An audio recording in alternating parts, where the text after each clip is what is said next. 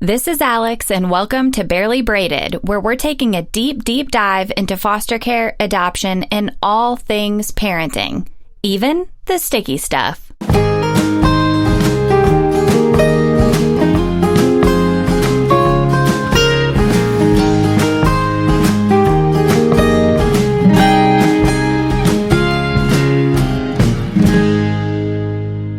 Hello, welcome to episode 10. It is officially episode 10, and we've taken a long break from podcasting for various reasons. One, because life has kind of been turned upside down for all of us, and two, because I'm lazy. And three, because I thought I would have more time now that I'm working from home because I'm not commuting to and from work every day. And well, turns out with two babies, that's just not the case. So today, joining me, as usual, I have a special guest that you are probably familiar with. Please welcome the one and only Joel Ellis. Hey. Hi, babe. How are you? Good. Yeah. How was your day? It was good. We don't seem to be slowing down. We seem to be really, like, we're on pace to do better this April than we were last year. Really? Yeah, which is really weird considering they call me essential. Yeah, well, so explain what you do. I work for a motorcycle dealership as a sales manager. And motorcycle dealerships are considered essential. Why? Because we're a vehicle repair facility. And you do, in fact, repair vehicles. We do. Joey has been absolutely slammed. Like, he's a couple weeks booked out right now. And I don't know if it's people that are just bored, but we've seen, like, an increase in leads and increase in service sales and everything. Joey the wrench slinger. Yeah. I really thought that people were going to start pinching pennies, but I don't know if people don't realize what the economy's doing, or if all they heard was we're getting a stimulus check and they just ran out to buy some parts and to buy motorcycles or what. But we're also blessed in the fact in our business we have a military base nearby and they get paid no matter what. So we as they should. Yeah, absolutely. So we sell a lot to those guys and gals. Well, that's cool. So would you say that a majority of Joey's repairs are like vehicle repairs to fix a problem, or are they people like upgrading or customizing their bikes?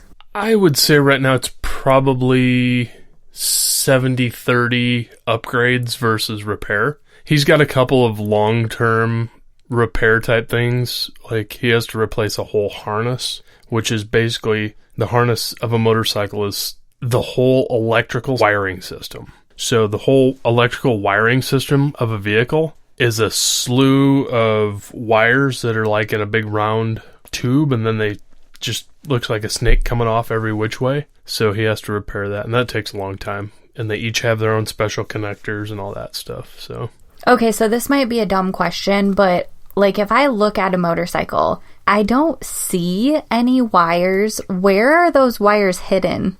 Under the seat, like they run under the seat, like the battery is under the seat on all of our bikes. You're saying that like I know. No, I'm saying that's what it is. Oh. So the battery's under the seat, and there's a lot of wires that are right in that little area that run just to the sides, like within inches. And then you have a main run that goes up underneath the gas tank. Interesting. Then you have some that split off at the gas tank. Then you have more that continue on to like the headlight bezel or what have you. So do they go up the handlebars? Yeah. How romantic. So I want to, you're not lazy. I'm not lazy. You're right. I'm not. And you're not lazy. You just tend to find interesting ways of passing time. Like coming up with DIY stuff. Oh yeah, trying to paint grass on the wall. Oh yeah, that was a failed project. I'm not sure if you're familiar with grass cloth, but I guess grass cloth wallpaper was a really big popular thing at one point. I don't know if it was like in the 80s or something. And because grass cloth is kind of expensive, I tried to DIY paint it on the wall, and it was a major fail, but I fixed it by sanding down the areas that I tried to paint and then repainting. So all is well in the world. Yeah, it turned out good, though. I mean, it turned out pretty normal. Yeah, the whole idea was to do a built-in desk, and I figured now was a good time to do that because I'm working from home a lot and I have a little bit of extra time. And so we ended up finding these butcher block countertops down at this little store called Southeastern Salvage. And we stained them like this dark walnut. You stained them. I stained them this dark walnut color, and they're really, really pretty. And then I just set them on top of like these filing cabinets to make like a DIY desk area. And I'm not finished yet, but it's nice. It's coming along. Yeah. What other projects have been happening around here? You hung a bunch of curtain rods. Oh my gosh, curtain rods all day long in every room. Yeah. I did not realize before I started on this project how expensive curtain rods are. Everything's expensive nowadays. It's like people think they go to Costco and they're going to walk out of there with a $100 bill or whatever, and you think, don't ever go to that place without spending $100. I mean, think about going to Home Depot or doing these stupid projects. Yeah. It's like you can't go to Home Depot or Southeastern Salvage or wherever and get out of there without $200 to $300. Oh yeah, and Costco's the worst too. And these are DIY projects. Yeah, but also I've realized that you and I are cheap. Yeah, we are. We're cheap people. We're not cheap. We're frugal. We're Frugal McDougal. And for those of you who are not in Nashville, Frugal McDougal is our local liquor store, liquor barn. Whatever you want to call it. I think they say it's the biggest in Tennessee, but it's fantastic. I would believe that. So you know what I've really been craving lately? Me. Well, yeah. Also, Crown Royal, is it maple? Crown maple? The maple kind? Yeah. Yes. It's so good. And I think they only sell it at Christmas. Is that right? I think so, and I think they just came out with like a peach or something. That could be right. I'm not interested in that, but I would really like some Crown Maple. I remember like the last several years around Christmas, you always bring me a couple bottles of Crown Maple. No, I bring you salted caramel. That's it. It's not maple. It's salted caramel. You're right. Yeah, that's only at Christmas time, I think. Oh, that's unfortunate. I wonder if we could get some on like eBay or something. I think it's illegal to do that. Well, that's unfortunate. I'll ask Jerry next time I'm at Frugal McDougal. Shout out Jerry. Who's Jerry? Jerry's the general manager at Frugal McDougal. There's always a Jerry, isn't there? Also, you know everybody.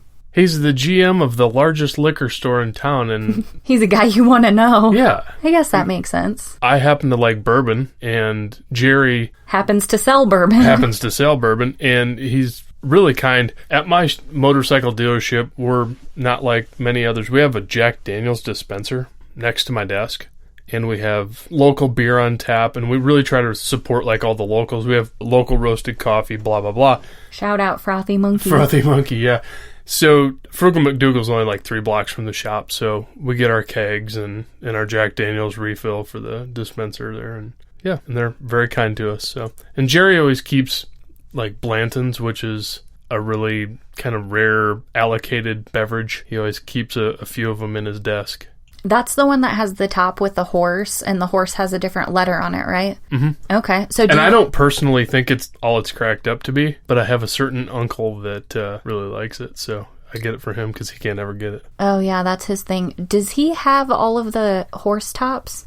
I would imagine he does. We need to ask him, and if he doesn't, we need to go out and search for the ones that he's missing. Yeah, his buddy Dave bought a case of Blanton, so I'm sure he probably does. Yeah, but maybe there's like one rare letter.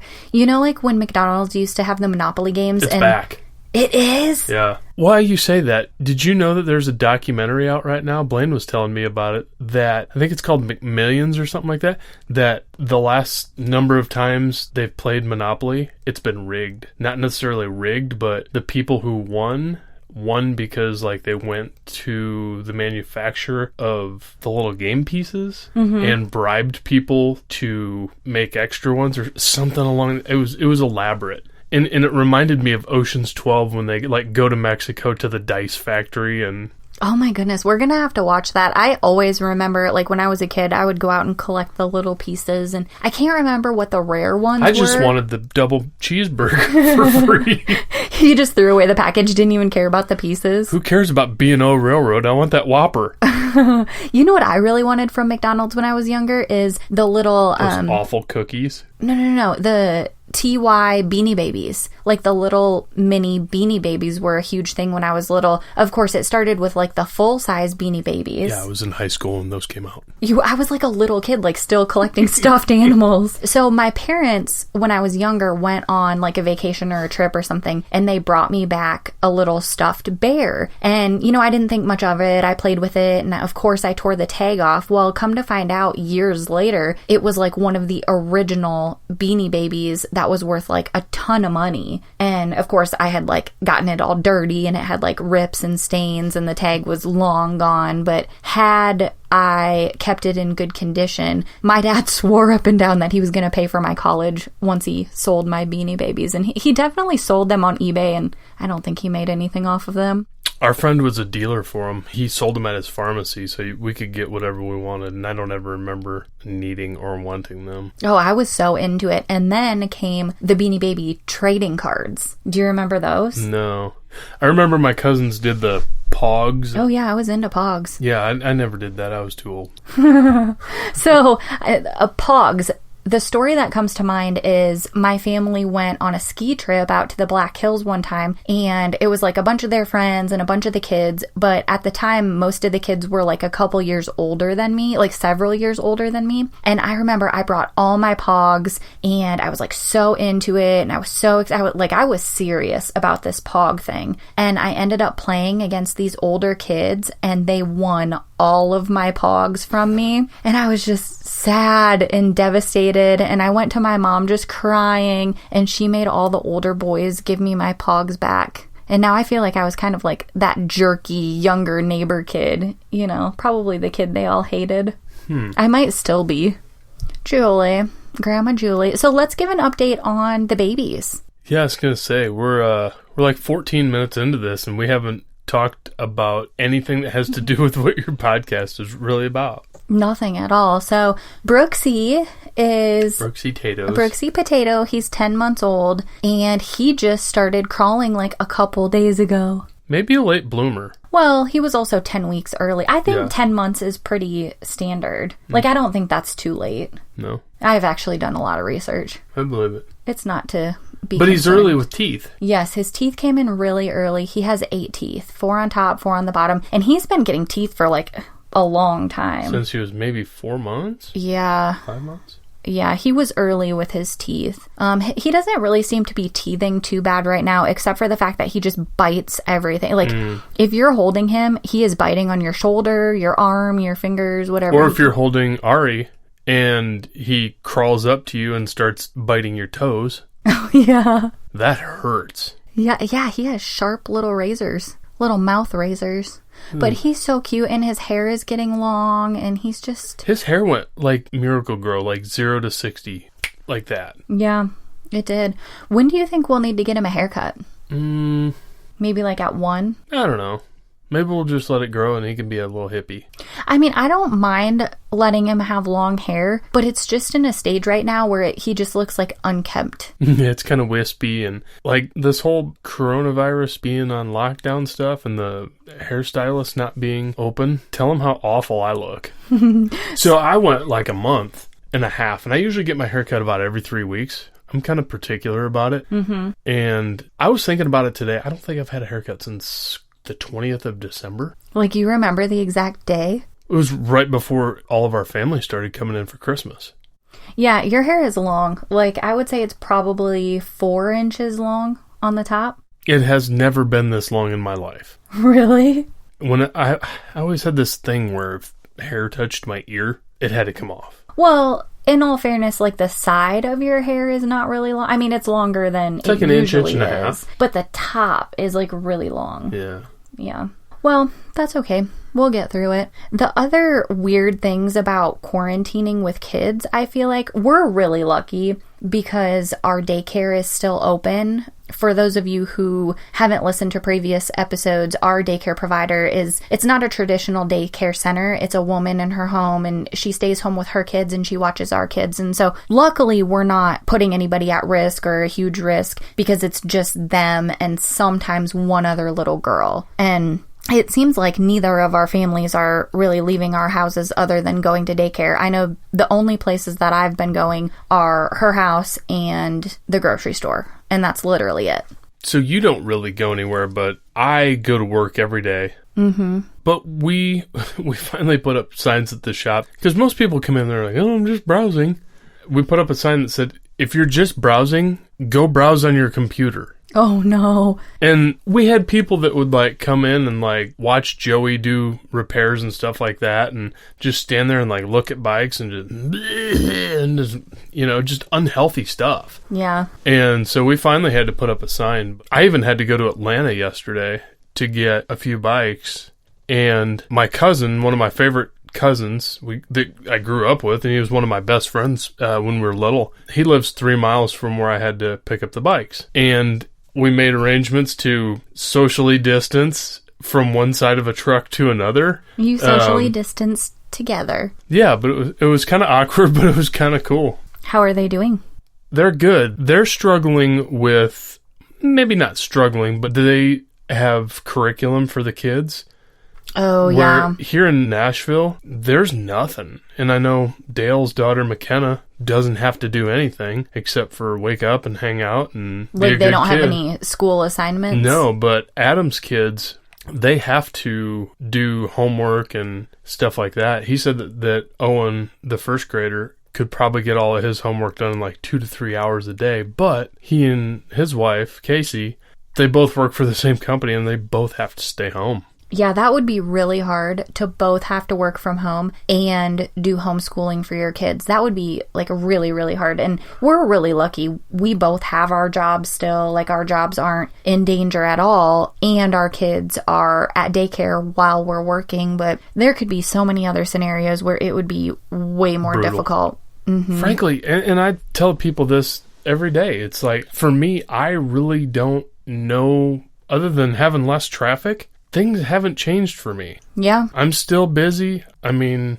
life still goes on here. It helps that you're home because you've gotten a lot done. Yeah, I've been trying to keep busy. There is one big thing that's changed in my life, and that is that I've been working out pretty much every single day. Yeah. I've only skipped like 1 or 2 weekend days. It's awesome. And for me, it's been tough because I'm a 4:30 a.m. riser. And typically, if I am not running before I go into the gym, I'm usually at the gym when they open the doors at 5. And not being able to work out with weights is absolutely killing me. I have 3-pound and 5-pound dumbbells. Perfect. You can borrow them. I usually use 75 to 90s. That's like, you could, like, what's use it? You. Yeah, you could use me to, what's this called? Curl? That's a curl, yeah. Yes. Curls for the girls. Yeah. But now I'm doing air squats, and I'm not a big squat. What's an air squat? Like you're squatting normally with... So like a regular squat? Body weight squat, better terminology.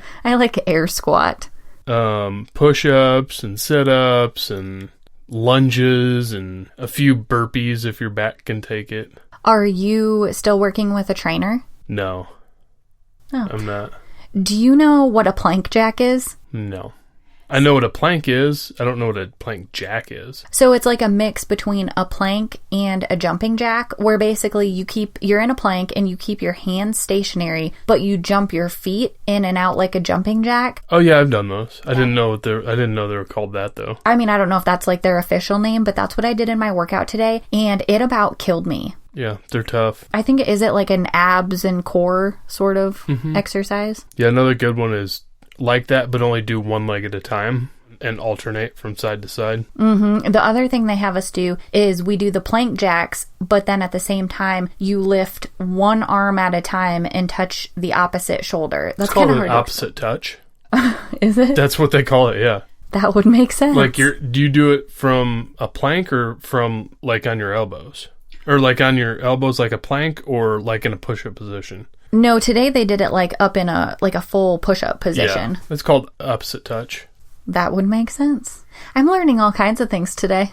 So let's give a little bit of an update on Ari. Okay. So the update on Ari is... Do we have one? There's no update. Yeah, basically nothing has been happening.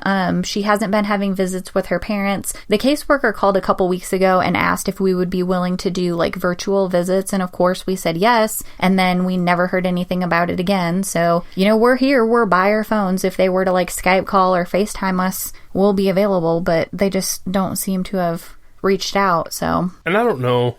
I think they have the ability. The parents have the ability to do so. Yeah, I mean, I know at least the dad has a smartphone of some sort. So as long as you have a smartphone, I don't know if he has internet. I don't know. I don't know the story, but everybody's got internet connection on their phones. Or 5G. Have you heard about the 5G thing? G-Unit? No, not that. Like the 5G, how some people think that it is related to coronavirus. Huh?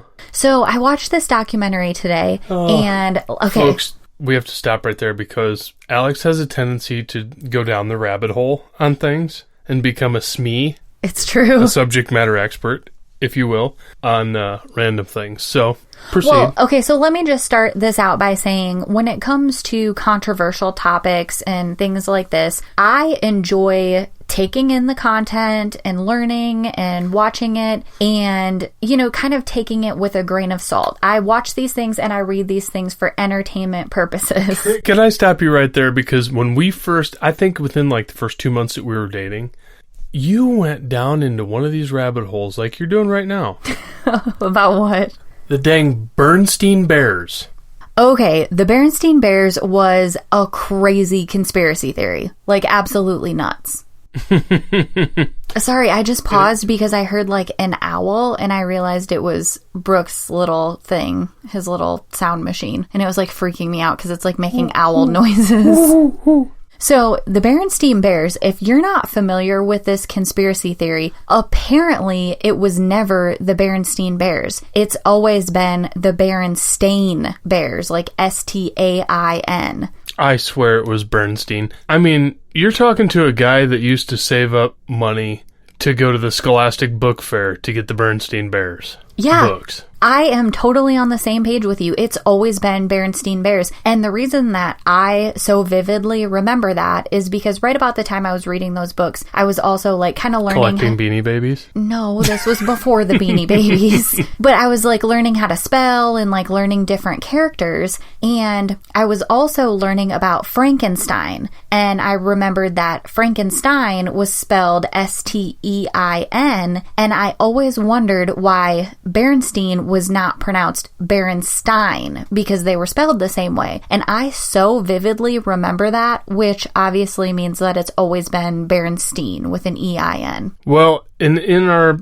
few seconds while you've been talking, I grabbed my cell phone and looked at Amazon, of course, because Amazon knows everything. And I typed in Berenstein, and it came up with what? Berenstain. Something weird is happening, like we're in an alternate dimension or something. I think they just, like, changed their name, like, 10, 15 years ago and created this conspiracy theory on their own. I don't know. But the one thing I was going to say is there's a lot of Berenstains in the family. What do you mean, like in the family of bears? No. In the, like, the first book in here is Messy Room by Stan Berenstain. The second is Berenstain Bears Pirate Adventure by Mike Berenstain. Wait, who's Mike? Because the wife was Jan, wasn't it? Stan and Jan? And the fourth book on here is The Berenstain Bears and the Joy of Giving by Jan Berenstain. Okay, so that's the wife, but who the heck is Mike? Jan, Stan, and Mike. I don't know. The third wheel? He's like the third part of their marriage. He came in later. He came in when the AI came in. Now you're thinking. I know. It's a crazy world we're living in. So, okay, back to the documentary that I was watching today. And again, I watch these documentaries... I thought we were talking about Ari. Oh, we were. We'll get back to that too. But these documentaries, I watch them for entertainment because I like to know all sides of a story. And I come in like very, very skeptical. And forgive me because this is the only documentary that I've watched about coronavirus and about this 5G thing. So I'm still like pretty uninformed about the whole topic. But the idea was that the city in China where the coronavirus originated has been for several months putting up like these devices that gave the city 5G. Like they showed construction workers up on poles, like making these like light pole looking things, and they called it 5G. And the idea was that it was supposed to help like their internet be super fast and help with like telecommunications. And then the other thing they said is that it could help with crowd control and facial recognition. And then right about that same time, the coronavirus outbreak happened. And so people are like associating 5G with the coronavirus. And then apparently there was a bill that went up that also would introduce 5G into the United States. And I've heard conflicting things about whether or not that Trump was supporting this bill. And so I'm not exactly sure. I'm kind of uninformed about it. I think AT&T already has 5G. And I believe, because AT&T's got a big position here in Middle Tennessee as far as a workforce. Mm-hmm. I'm pretty sure they've had 5G here for at least 6 months. Okay, so how does 5G help with facial recognition and crowd control? I don't know. We need to do more research. This is something that needs research. You need to finish your desk. Down the rabbit hole. Yeah. Well, once I'm finished with my desk, then I can do all of the research. All of the research. And you will. So back to Ari. I mean, really, we don't have a whole lot to say about her other than I can tell the story about her brother's foster parents. And I don't want to get too deep into it, for confidentiality and just, to kind of protect her privacy and the privacy of her family and her brother and her brother's foster family. But anyways, I attempted to reach out to her brother's foster family in order to set up visits. Because when we first got Ari, our worker said that brother's worker requested that we do this because she thought it would be important for her brother to have a sense of connection to Ari. Yeah, to a sister. And yeah, so we didn't come up with this idea. We haven't been pushing it. I mean, we kind of have because we think it's a good idea. But at the same time, she's 4 months old. Like, her visiting with her brother, is probably like psychologically good for her, but also she's 4 months old. And so I reached out to try to connect with them in order to schedule visits, and I basically received no response. So yeah, you got the Heisman pose. What does that mean? Really? I don't know what that means. The stiff arm? Oh, yeah, basically. And I'm not really sure why, especially because when I reached out, this was before the whole coronavirus thing. And so I'm not exactly sure what's going on. It seems like in the world of foster care, there are so many unknowns and you just feel like there's no normal. Yeah, you never know what's going on and you can never get the information that you feel like you need. Yeah, we're on our 4th placement. 4th placement, 5th child, because one placement had 2 children. And not one of them has been remotely the same. No, every single case has been so different from the others. The workers have been so very drastically different. Yeah, they absolutely have. From the kids to the workers to the parents to you name it, everything is different. There's no normal when it comes to foster parenting. Yeah, you're absolutely right. The other thing that just recently happened, we recently celebrated our 2-year anniversary from getting our very first placement. And our 1-year anniversary from getting our 2nd placement. Well, our 3rd placement, but our 2nd long-term placement. Yeah. So, April 11th of 2018, we got our first placement. We'll call her Midgie. Yeah, that was Brooke's sister. Brooks' half-sister, yeah. And we had her, we've told this story before, but we had her from April through my birthday in August. And then she left. But, oddly, on April 11th, we got a call for 2 other young ladies. Of the following year. A year ago. Yeah, which is really strange too, because between our first long-term placement, our first placement ever, and the other little girls, April 11th of 2018 to April 11th of 2019. We had nothing. Yeah, we didn't get any calls at all, and we were wide open, and we had an empty house for a long time. So it was just really ironic that our 2 long-term placements both came on April 11th. We've had Ari since the 17th of December. Yep. I don't believe we've even had a call since then.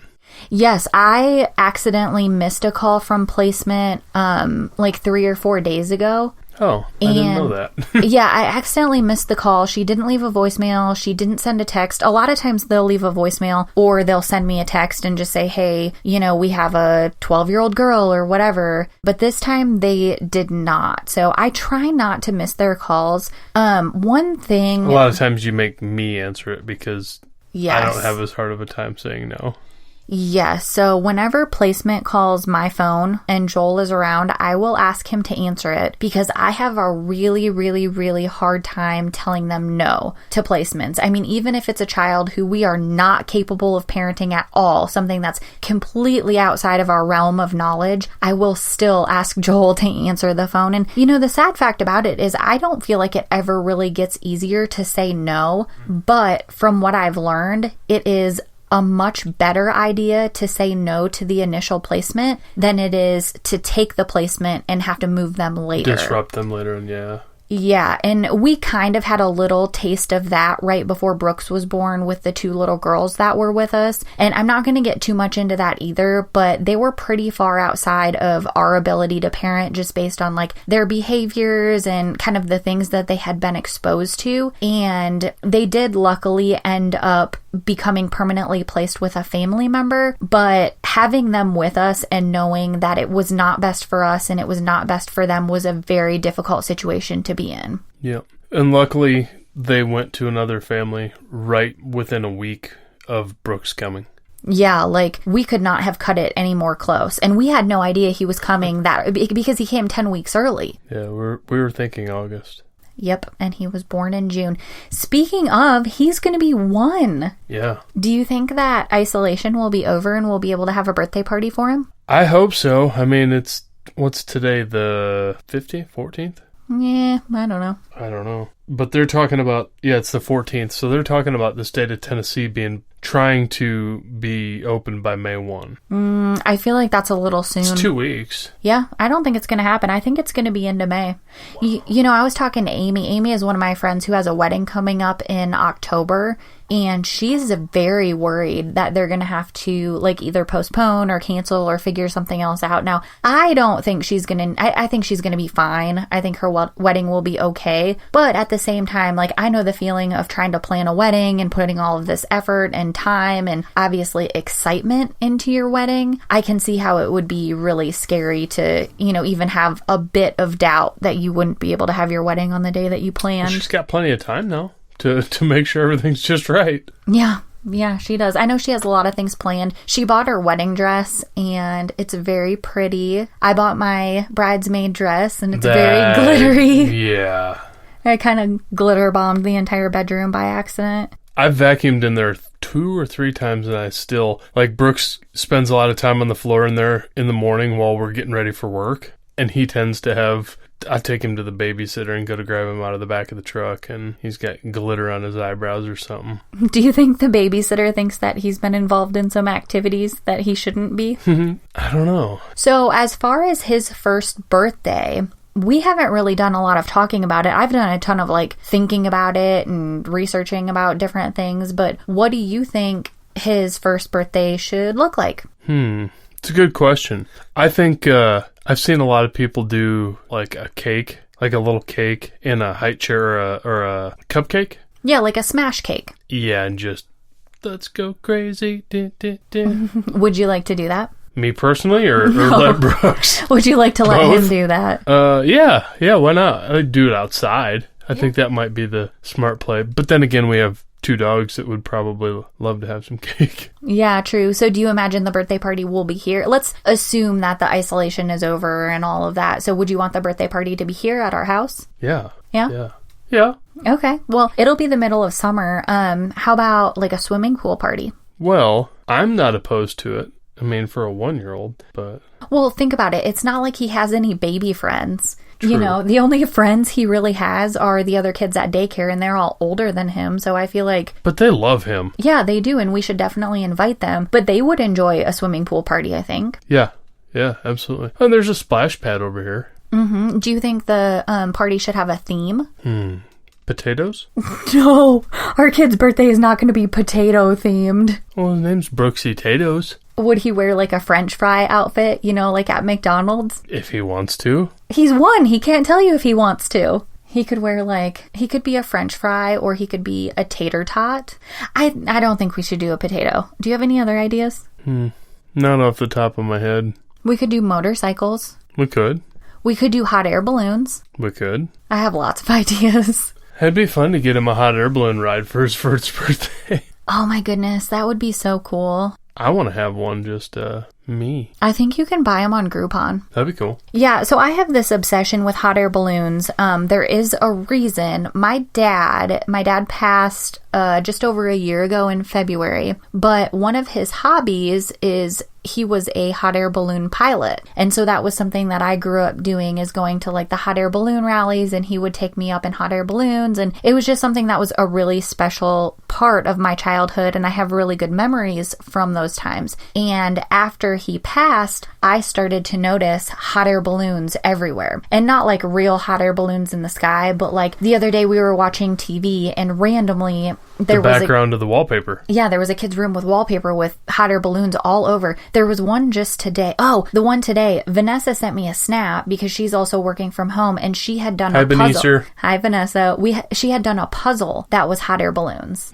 Or like the other day I went into an airport and there was like these mosaic. The other day you went into an airport? No, this has been several months. This is when I went to Des Moines, but I was at the airport and I looked over and noticed there were like these mosaic pictures up on the wall, and one of them was a hot air balloon. And I never noticed hot air balloons before my dad passed. Like I didn't really see them, didn't notice them. And I don't know if I'm just like noticing them now, but I think to myself, whether this is accurate or not, that it's a sign that my dad is like thinking about me. Yeah, so It makes me feel really good. Rick, I miss that guy. Yeah, me too. How about his picture the other day that you posted on Facebook?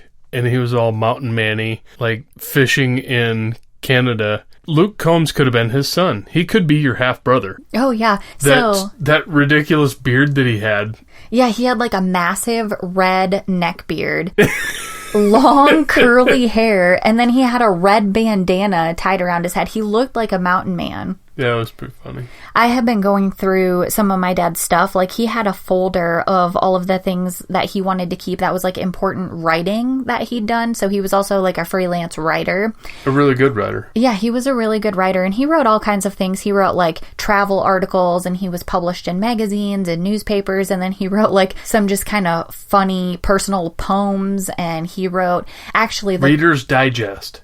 Do you remember that? All kinds of things. Yeah, I remember Reader's Digest. I don't think that thing's still a thing, but I remember my grandpa and grandma. No, it's gotta be. That. The coolest thing that I found, though, was I guess he had given like some sort of commencement speech. It seemed like it was like a high school graduation speech, or I don't know if it was like a college program or something, but the title of it was Things I Wish My Daughter Knew or something, or Things I Wish I Could Teach My Daughter if she was graduating high school or whatever. And that was really cool to read. It made me tear up quite a bit. So what else do you have on the agenda for today?